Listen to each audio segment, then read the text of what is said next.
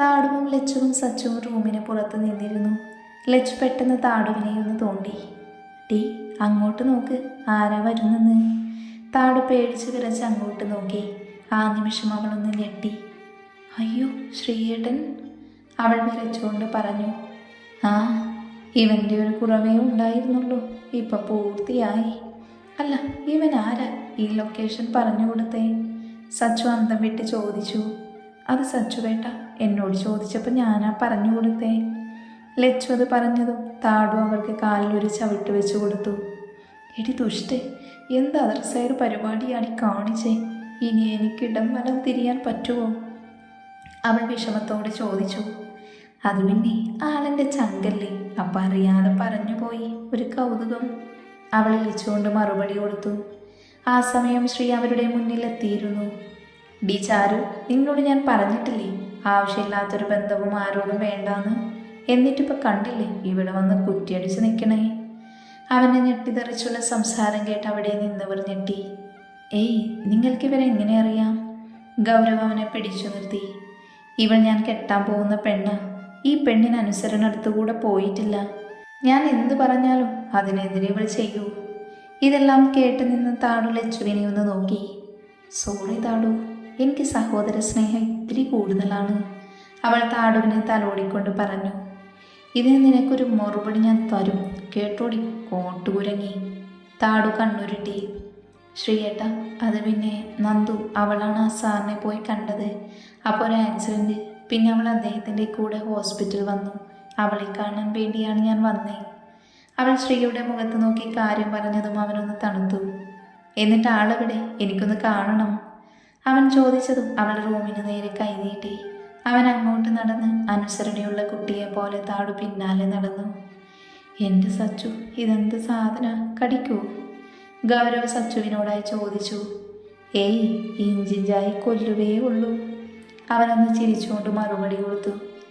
Shri door തുറന്ന് അകത്ത് കയറി. നന്ദു ആ സമയം മഹിക്ക് മരുന്ന് കൊടുക്കുമായിരുന്നു. എടി, ഇത് മഹേന്ദ്രനല്ലേ, ഫോർബ്സിൽ ടോപ്പ് 10 ബിസിനസ്മാനിൽ ഒരാൾ.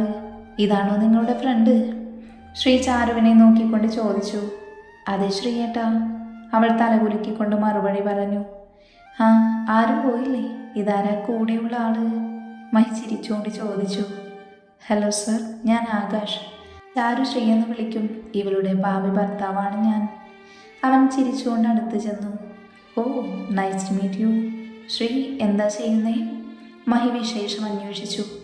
അങ്ങനെയൊന്നുമില്ല, എന്തും ചെയ്യാവുന്ന അവസ്ഥയിലാണ്, അവനത് പറഞ്ഞത് മഹി ഒന്ന് ചിരിച്ചു. കണ്ണേട്ട, അധികം സ്ട്രെയിൻ എടുക്കേണ്ട, സംസാരമൊക്കെ പിന്നെ ആവാം. ഞങ്ങൾ ഇറങ്ങുക, പോയിട്ട് കുറച്ച് ജോലിയുണ്ട്, നാളെ വരാം. നന്ദു പറഞ്ഞത് മഹി ഒന്ന് ചിരിച്ചു. ശരി നന്ദു, നിങ്ങളെങ്ങനെ പോകും? അവരുടെ ആ സംസാരം കേട്ട് സച്ചു താടുവിനെയും ലച്ചുവിനെയും നോക്കി. അവർ ഒന്ന് ചിരിച്ചു. സച്ചുവേട്ടൻ്റെ കാറുണ്ടല്ലോ. ലച്ചു ഇടയിൽ കയറി. അയ്യോ, ഞാൻ വേറെ വിളിക്കാം. അവൻ പെട്ടെന്ന് അത് പറഞ്ഞത് മഹി ഒന്ന് ചിരിച്ചുകൊണ്ട് നന്ദുവിനെ നോക്കി. നിങ്ങളൊരു കാര്യം ചെയ്യ്, എൻ്റെ വണ്ടിയിൽ പൊയ്ക്കോ, എൻ്റെ ആളുകൾ ഉണ്ടാക്കും. അവനത് പറഞ്ഞതും ലച്ചു താടുവിനെ നോക്കി ഒന്ന് കണ്ണിറുക്കി.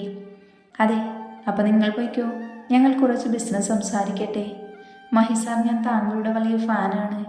ഓ, ഇത്രയും പെട്ടെന്ന് എങ്ങനെ റിച്ചായി? ശ്രീ അവരിരുന്ന് കത്തിവെക്കാൻ തുടങ്ങിയതും താടു അവൻ്റെ പിന്നിലായി ചെന്നു നിന്നു. ശ്രീയേട്ട, നമുക്ക് പോവാം, വാ. അവൾ അവനെ പിടിച്ചു വലിച്ചതും അവൻ എഴുന്നേറ്റു. ശ്രീ, നാളെ വരണം, നാളെ ഡീറ്റെയിൽ ആയിട്ട് ഡിസ്കസ് ചെയ്യാം, മഹി ചിരിച്ചുകൊണ്ട് പറഞ്ഞു. ആ ശരി സാർ, അവൻ മറുപടി കൊടുത്ത് പുറത്തേക്ക് നടന്നു. എൻ്റെ ശ്രീയേട്ട, ഇങ്ങനെയാണ് സംസാരിക്കുന്നത്, ഒരു റെസ്പെക്റ്റൊക്കെ കൊടുക്കണ്ടേ? അവൾ പരിഭവം പോലെ പറഞ്ഞു. എടി, നീ എന്നെ ഭരിക്കാനൊന്നും വരണ്ട കേട്ടോ. അവരുടെ വഴക്ക് കണ്ട് ലച്ചു ചിരിച്ചുകൊണ്ട് നടന്നു. തുടങ്ങി ടോമാഞ്ചറി. അതെ നന്ദുമോളെ, ഒന്ന് നിന്നേ. എന്തായിരുന്നു അകത്ത്? കണ്ണേട്ടനോ? ഇതൊക്കെ എപ്പോ മനസ്സിലാവുന്നുണ്ട് കേട്ടോ. അവൾ നന്ദുവിനെ നോക്കി ആക്കി ഇളിയിച്ചു. എന്തടി, അതൊരു പാവമാണ്, ചെറുപ്പം മുതൽ സ്നേഹം കിട്ടാത്തൊരു പാവം. അതെ, അപ്പോൾ ഒരാശ്വാസം അത്രയേ ഉള്ളൂ, പ്രണയമൊന്നുമല്ല, ഫ്രണ്ട്ഷിപ്പാണ് കേട്ടോ. അവൾ മറുപടി കൊടുത്ത് മുന്നോട്ട് നടന്നു. അവർക്ക് പോകാൻ അവിടെ ഒരു മെഴ്സിഡസ് വാൻ കിടപ്പുണ്ടായിരുന്നു. അവർ അതിൽ കയറി ആ കാർ അവിടെ നിന്ന് മുന്നോട്ട് പോയി. മഹി കണ്ണടച്ച് കിടക്കുകയായിരുന്നു. അവൻ നന്ദു അവനെ നോക്കിയത് മനസ്സിൽ കണ്ടു. ഒപ്പം അമ്മയുടെ കൂടെയുള്ള ചെറുപ്പത്തിലെ ചില ഓർമ്മകളും. മോനെ കണ്ണ, അമ്മയ്ക്ക് സന്തോഷമായി. അവസാനം നിനക്കൊരു കൂട്ടായല്ലോ. ഇവൾ നിന്നെ പൊന്നുപോലെ നോക്കും. ആർക്കും വിട്ടുകൊടുക്കരുത് ഇവളെ. അമ്മയുടെ ശബ്ദം കേൾക്കുന്നത് പോലെ അവൻ അനുഭവപ്പെട്ടു. അവൻ കണ്ണുകൾ തുറന്ന് ചുറ്റും നോക്കി. അവൻ മെല്ലെയൊന്ന് ചിരിച്ചു. വിൻഡോ വഴി അവൻ പുറത്തേക്ക് നോക്കി കിടന്നു. ഗോഡൌണിൽ തല്ലുകൊണ്ട് അവശനായി കിടക്കുകയായിരുന്നു ക്രിസ്റ്റഫർ. ബോസ്, ഗർഡനാഥൻ, അയാളാണ് ഇവനെ അയച്ചത്. കുറച്ച് മെനക്കെട്ടെങ്കിലും അവൻ അവസാനം സത്യം മുഴുവൻ പറഞ്ഞു. ഫോണിലൂടെ അവിടെ നിന്നൊരാൾ ഗൗരവിനോട് ഫോണിലൂടെ പറഞ്ഞു. അവനുള്ള ശിക്ഷ അത് ബോസ് നൽകും. അതുവരെ അവൻ ജീവനോടെ കിടക്കണം. ഗൗരവ് അത് പറഞ്ഞ് ഫോൺ കട്ട് ചെയ്തു. എന്നിട്ട് മഹിയുടെ അടുത്തേക്ക് നടന്നു. സാബ്, അവനെ കിട്ടി. ഊഹിച്ചതുപോലെ തന്നെ ഗരുഡൻ അയാൾ തന്നെയാണ്. അവനത് പറഞ്ഞത് മഹിയുടെ കണ്ണുകൾ ചുവന്നു. അവൻ എവിടെയുണ്ട്? മഹി ചോദിച്ചു. നമ്മുടെ ഗോഡൌണിൽ. വണ്ടി റെഡിയാണ് ബോസ്. ഗൗരവ് അത് പറഞ്ഞതും മഹി പതിയെ എഴുന്നേറ്റു. ഹോസ്പിറ്റൽ ഡ്രസ്സ് മാറ്റിയവൻ ഒരു ഹൂഡി ജാക്കറ്റ് ധരിച്ചു. തൻ്റെ പിസ്റ്റൾ അരയിൽ തിരുകിയവൻ പതിയെ മുന്നോട്ട് നടന്നു. ഹോസ്പിറ്റലിൻ്റെ പുറത്ത് അവൻ്റെ വൈറ്റ് റോൾസ് റോയ്സ് കിടപ്പുണ്ടായിരുന്നു. അവൻ അതിലേക്ക് കയറി. ആ വണ്ടി അവിടെ നിന്ന് മുന്നോട്ട് കുതിച്ചു. പിന്നിലായി 2 മെഴ്സഡസ് വാനുകളും. ഗോഡൌണിലേക്ക് ആ കാറുകൾ ചീറിപ്പാഞ്ഞു കയറി. വണ്ടിയിൽ നിന്ന് ഡോറുകൾ തുറന്ന് അവർ പുറത്തേക്ക് ഇറങ്ങി. ഗൗരവ് ഡോറ് തുറന്നത് മഹി പുറത്തേക്ക് ഇറങ്ങി വന്നു. ക്രിസ്റ്റഫറിന് മുന്നിലായിട്ടിരുന്ന ചെയറിൽ മഹിയിരുന്നു. Hi mister Christopher, it's time to end this game. അവൻ ക്രിസ്റ്റഫറിനെ നോക്കി പറഞ്ഞതും അയാളുടെ മുഖത്ത് ഭയം നിറഞ്ഞു. Now it's time for your journey. Safe journey. See you in hell. അത് പറഞ്ഞത് മഹി ഒന്ന് ചിരിച്ചു. അടുത്ത നിമിഷം ക്രിസ്റ്റഫറിന്റെ നെഞ്ചിൽ ബുള്ളറ്റുകൾ ചെന്ന് തറച്ചു. ക്രിസ്റ്റഫർ ഒരു നിമിഷത്തെ പിടിച്ചിൽ മരിച്ചു വീണു. അവൻ പതിയെ എഴുന്നേറ്റു. ഗൗരവ്, ഇത് ഗരുഡന്റെ ചെറിയ സമ്മാനം. വലിയൊരു സമ്മാനം അവന് കൊടുക്കണം. അതിനുശേഷം അവൻ എൻ്റെ വഴിയിൽ കുറുകെ വരരുത്. മഹി നിഗൂഢമായി ഒന്ന് ചിരിച്ചു. ക്രിസ്റ്റഫർ അവൻ്റെ കസ്റ്റഡിയിലായി. നമ്മളെക്കുറിച്ച് അവനെല്ലാം മനസ്സിലായി കാണും. ഇപ്പം നമ്മൾ കൂടുതൽ സൂക്ഷിക്കണം. ഗരുഡൻ്റെ മുന്നിൽ നിന്നിരുന്ന അവൻ്റെ സെക്യൂരിറ്റി പറഞ്ഞു. അതെ, സെക്യൂരിറ്റി ടൈറ്റ് ചെയ്യണം. അവൻ എവിടെ വിമൽ? അയാൾ ചുറ്റും നോക്കി. അദ്ദേഹം പുറത്തു പോയിരിക്കുവാണ് ബോസ്. അത് കേട്ട് ഗരുഡനൊന്ന് വിരണ്ടു. പെട്ടെന്ന് ഗരുഡൻ്റെ ഫോൺ റിങ് ചെയ്തു. ഫോണിൻ്റെ ഡിസ്പ്ലേയിൽ രാവണൻ എന്ന് തെളിഞ്ഞു. അയാളുടെ കണ്ണുകൾ ഭീതിയിൽ നിറഞ്ഞു. ഹലോ. അയാൾ വിക്കി ഫോൺ എടുത്തു. Hello mister Garudanath. എന്താണ്? ഒറ്റക്കൊമ്പൻ്റെ ശബ്ദത്തിൽ ഒരു പതർച്ച. ഓ, അനിയനെ കാണാനില്ല. വിഷമിക്കണ്ട. നിന്റെ അനിയനെ ഞാൻ നിന്റെ വീടിന് പുറത്ത് സേഫായി കിടത്തിയിട്ടുണ്ട്. അവനൊരു കൂട്ടിന് നിന്റെ ഹയർ പ്രൊഫഷണൽ ക്രിസ്റ്റഫർ. മഹി വല്ലാത്തൊരു ചിരിയോടത് പറഞ്ഞതും ഗരുഡൻ തളർന്ന ചെയറിലേക്കിരുന്നു. മഹി, എൻ്റെ അനിയൻ, അവന് നീ എന്ത് ചെയ്തു? അയാൾ പരിഭ്രമത്തോടെ ചോദിച്ചു. പോയി നോക്ക് ഗരുഡ. പിന്നെ ഇനിയും എൻ്റെ വഴിയിൽ വന്ന നിന്റെ ഗതിയും ഇത് തന്നെയാവും. അവനത് പറഞ്ഞതും ആകെ ഒന്ന് ഞെട്ടിത്തരിച്ചു. അവൻ ഫോൺ താഴേക്കിട്ട് പുറത്തേക്കോടി. ഗേറ്റിന് പുറത്ത് 2 ശവപ്പെട്ടികൾ കിടത്തിയിരുന്നു. അവൻ പരിഭ്രമത്തോടെ അതിനടുത്ത് ചെന്നിരുന്നു. കൂടെ ഉണ്ടായിരുന്ന ഒരാൾ ആ പെട്ടികൾ തുറന്നു. ഒരു പെട്ടിയിൽ നെഞ്ചിൽ ബുള്ളറ്റുമായി ക്രിസ്റ്റഫർ. അടുത്ത പെട്ടി തുറന്നപ്പോൾ കണ്ട കാഴ്ച അവൻ്റെ നെഞ്ച് തകർത്തു. കഴുത്തറുത്ത രീതിയിൽ തൻ്റെ അനിയൻ്റെ വിമലിൻ്റെ ജഡം. അയാൾ ആ പെട്ടിയിലേക്ക് നോക്കി അലറി. അവൻ്റെ കണ്ണുകൾ കണ്ണീരാൽ ചുവന്നു. ഇല്ല മഹി, നിന്നെ ഞാൻ വിടില്ല. ഇതിന് നീ മറുപടി പറയുന്നൊരു ദിവസം വരും. കാത്തിരുന്നോ നീ? അയാൾ തൻ്റെ കണ്ണുകളിൽ പക നിറച്ചുകൊണ്ട് പറഞ്ഞു. ബോസ്, എത്രയും പെട്ടെന്ന് മഹിയെ തീർക്കണം. ഇതിന് മറുപടി ഉടൻ നൽകിയില്ലെങ്കിൽ അത് ഗരുഡ ഗ്രൂപ്പിന് അപമാനമാണ്. അവിടെ നിന്ന് സെക്യൂരിറ്റി അയാളെ നോക്കി പറഞ്ഞു. തീർക്കണം, പക്ഷെ അവനെയല്ല. അവന് ഏറ്റവും ഇഷ്ടമുള്ള മറ്റൊരു ജീവൻ അതെടുക്കണം. ഫാക്ടറിയും വീടും പണവും അത് തകർത്താനും വീണ്ടും കെട്ടിപ്പടുക്കും. പക്ഷെ ജീവന് തുല്യം സ്നേഹിക്കുന്ന ഒന്ന് നഷ്ടപ്പെട്ട ഒരിക്കലും തിരിച്ചു കിട്ടാത്തൊരു ജീവനായ അത് കഴിഞ്ഞ് അവൻ്റെ കൈകൊണ്ട് ഞാൻ ചത്തു വീണാലും വിജയം അത് എൻ്റേതാണ്. അയാൾ തൻ്റെ കയ്യിൽ പുരണ്ട വിമലിൻ്റെ ചോര നോക്കിക്കൊണ്ട് പറഞ്ഞു. മഹി, നീ ജയിച്ചുകൊണ്ടിരിക്കുക. പക്ഷേ കാലം അത് നിനക്കായി കാത്തുവെക്കുന്നത് ഒരു തീരാ നഷ്ടമാണ്. ഇനി അത് സംഭവിച്ചല്ലാതെ നമ്മൾ തമ്മിൽ കാണില്ല. അയാളൊരു ശബ്ദം പോലെ മനസ്സിൽ ഉറപ്പിച്ചു. വിമലിൻ്റെ അന്ത്യകർമ്മങ്ങൾക്ക് ശേഷം അയാളും കൂട്ടരും തങ്ങളുടെ പ്രൈവറ്റ് ഫ്ലൈറ്റിൽ കയറി വിദേശത്തേക്ക് പറന്നു. ശ്രീകേട്ട, ഞാൻ അങ്ങോട്ട് പോയത് അയാളെ കാണാനൊന്നുമല്ല. നന്ദുവില്ലേ, അവൾക്ക് വല്ലതും പറ്റിയോ എന്നറിയാനാ. ഇങ്ങനെ എന്നോട് ദേഷ്യപ്പെട്ട് മുഖം വീർപ്പിച്ചിരിക്കല്ലേ. താടു ദേഷ്യത്തിൽ മുഖം തിരിച്ചിരുന്ന ശ്രീയെ നോക്കി പറഞ്ഞു. നിന്നോട് ഞാൻ പണ്ടും പറഞ്ഞിട്ടുണ്ട്, കുഴപ്പക്കാരികളായ കൂട്ടുകാരികളെ കൂടി താമസിക്കണ്ട എന്ന്. അതെങ്ങനാ? ഞാൻ എന്ത് പറഞ്ഞാലും അതിൻ്റെ ഓപ്പോസിറ്റല്ലേ ചെയ്യൂ. അവൾ ദേഷ്യപ്പെട്ടതും താടുവിൻ്റെ മുഖം കാർമയം കൊണ്ട് മൂടി. ശ്രീയേട്ടൻ എന്താ എന്നോട് മിണ്ടണ്ട?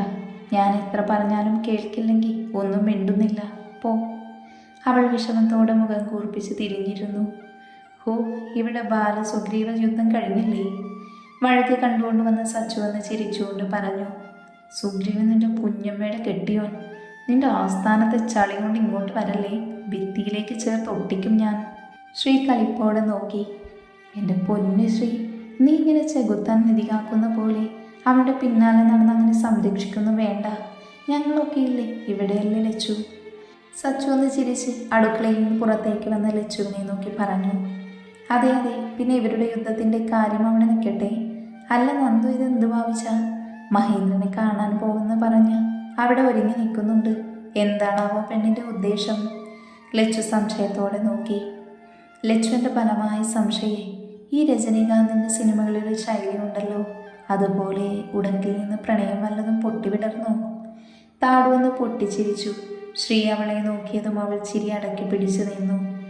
താടു പറഞ്ഞത് ശരിയാ, ഒരു പ്രണയം എനിക്കും ഫീൽ ചെയ്യുന്നുണ്ട്. ഇന്നലെ മെഡിസിൻ കൊടുക്കുന്ന സീനൊക്കെ കണ്ടപ്പോൾ എനിക്കും തോന്നി. സച്ചു സംശയത്തോടെ പറഞ്ഞു. അതെ, ഒന്നടുത്ത് ഇടപഴകിയ ഉടനെ അത് പ്രേമമാകുമോ സച്ചുവേട്ടാ? പെട്ടെന്ന് നന്ദുവിൻ്റെ ശബ്ദം കേട്ടതും അവരെല്ലാവരും അങ്ങോട്ടേക്ക് ഒരുപോലെ നോക്കി. ഓ, അപ്പോൾ പ്രണയമല്ലെന്നാണ്? പിന്നെന്താ നീ ഇങ്ങനെ ഒരുങ്ങി സുന്ദരിയായി പോകണത്? അതും രാവിലെ കുളിക്കാത്ത നീ ഇന്ന് കുളിക്കുകയും ചെയ്തു. ലച്ചു അത് പറഞ്ഞതും താടൊന്ന് ഞെട്ടി. എന്നിട്ട് നന്ദുവിനെ തിരിച്ചു മറിച്ചും നോക്കി. എൻ്റെ ഈശ്വരന്മാരെ, ഞാൻ ഈ കാണുന്നത് സത്യമാണോ? എൻ്റെ കണ്ണുകൾ എനിക്ക് വിശ്വസിക്കാമോ? അവൾ അത് പറഞ്ഞതും എല്ലാവരും പൊട്ടിച്ചിരിച്ചു. തീർച്ചയായും ദിസ് ഈസ് നന്ദന വേർഷൻ 2. തികഞ്ഞ അച്ചടക്കമുള്ള പുതിയ നന്ദന. ഇതെല്ലാം ചെറിയ കളി, വലിയ കളികൾ കാണാൻ കിടക്കുന്നേ ഉള്ളൂ. നന്ദൂന്ന് വട്ടം കറങ്ങി തൻ്റെ കൈകൾ ഇരുവശത്തേക്കും ഉയർത്തിക്കൊണ്ട് പറഞ്ഞു. പാർവതി, ഇതെന്ത് സാധനമാടി? ഇങ്ങനെ കിളിപോയ ഐറ്റംസ് മാത്രമേ ഉള്ളൂ നിനക്ക് കൂട്ടായിട്ട്? താടുവിനെ നോക്കി ശ്രീ ചോദിച്ചു. ഹലോ മിസ്റ്റർ കാന്താരിയുടെ കലിപ്പൻ, നന്ദന ഈസ് നോട്ട് എ കിളിപോയ item. I am a rare version of chali and brilliance. Do you get me? അവൾ പുച്ഛത്തോടെ ശ്രീയെ നോക്കി പറഞ്ഞു. അത് കേട്ടതും ശ്രീ എന്തോ പറയാനായി തിരിഞ്ഞു. പക്ഷേ താടു അവനെ തടഞ്ഞു. ഹോ, പെണ്ണിന് ചളി വാരി എറിയുന്നുണ്ടല്ലോ. ഓ, വലിയ കോടീശ്വരൻ സെറ്റായ സന്തോഷമായിരിക്കും. ലച്ചു കുലുങ്ങി കുലുങ്ങി ചിരിച്ചു. പെട്ടെന്ന് അവളുടെ കവളിൽ ഒരു പഴക്കം പൊട്ടിയ ശബ്ദം കേട്ടു. എല്ലാവരും ഒന്ന് ഞെട്ടി. ലച്ചുവിന് നൊന്തു. എല്ലാവർക്കും കൂടി ഉള്ളത് നിനക്ക് മാത്രമായി തന്നതാ. നീ തന്നെ എല്ലാവർക്കും വീതിച്ചു കൊടുത്തേക്ക്. എല്ലാവരുടെയും സംശയം തീർക്കാം. മഹി ക്യാഷ് ഒരുപാടുണ്ടെങ്കിലും സന്തോഷം നിറഞ്ഞൊരു ജീവിതം പോലും അയാളുടെ ലൈഫിലുണ്ടായിട്ടില്ല. ഇന്നലെ എൻ്റെ മുഖത്ത് നോക്കി ചിരിച്ച് സംസാരിച്ച മഹി, ആ മഹിയല്ല കണ്ണേട്ടൻ. ആ മുഖത്തൊരു രാവണനെ ഞാൻ കണ്ടില്ല. ഇനി ആ മഹി ആയിരിക്കണം ഉണ്ടാവേണ്ടത്. എൻ്റെ കൂട്ടുകൊണ്ട് അങ്ങനെ അയാൾ മാറിയാൽ എനിക്കതിൽ സന്തോഷം മാത്രമേ ഉള്ളൂ. ആൻഡ് ഞങ്ങൾ തമ്മിലൊരു സൗഹൃദത്തിനപ്പുറം ഒന്നുമില്ല. നന്ദു അത് പറഞ്ഞു തീർന്നതും എല്ലാവരും ലച്ചുവിനെ സഹതാപത്തോടെ നോക്കി. നിനക്ക് വലിയ മനസ്സാ നന്ദു. ഇപ്പം എങ്ങോട്ടാ, ആശുപത്രിയിലേക്കാണോ? സച്ചു അവളെ നോക്കി ചിരിച്ചുകൊണ്ട് ചോദിച്ചു. അല്ല, ഇപ്പം കണ്ണേട്ടൻ വീട്ടിലാണ്, ഡിസ്ചാർജ് ആയി. അവൾ ചിരിച്ചുകൊണ്ട് മറുപടി പറഞ്ഞു. എന്നവാ, ഞാൻ കൊണ്ടുവിടാം. അവനത് പറഞ്ഞത് നന്ദു ചിരിച്ചു. എനിക്കുള്ള വണ്ടി ഇപ്പോൾ എത്തും. അവർ പറഞ്ഞു തീർന്നതും ഹോൺ അടിച്ചുകൊണ്ട് ഒരു സിൽവർ കളർ BMW 7 സീരീസ് അവരുടെ വീടിൻ്റെ ഗേറ്റ് കടന്നു വന്നു. ആ വണ്ടി കണ്ടതും അവരെല്ലാവരും ഞെട്ടി. അവളെല്ലാവരോടും യാത്ര പറഞ്ഞ് ലച്ചുവിൻ്റെ കവളിലൊന്ന് തലോടി എന്നിട്ട് പുറത്തേക്ക് നടന്നു. ആ കാർ അവിടുന്ന് പുറത്തേക്ക് പോയി. ഹോ, അവളുടെ ഒരു യോഗം. ഇന്നലെ വരെ ഓട്ടോയിൽ പോയവളാ, കണ്ടോ ഇപ്പോൾ വലിയ റിച്ച് കാറിൽ. എല്ലാവരും ഒരുപോലെ ആത്മകഥം പറഞ്ഞു. അവൾ പോകുന്നത് നോക്കി നിന്നു.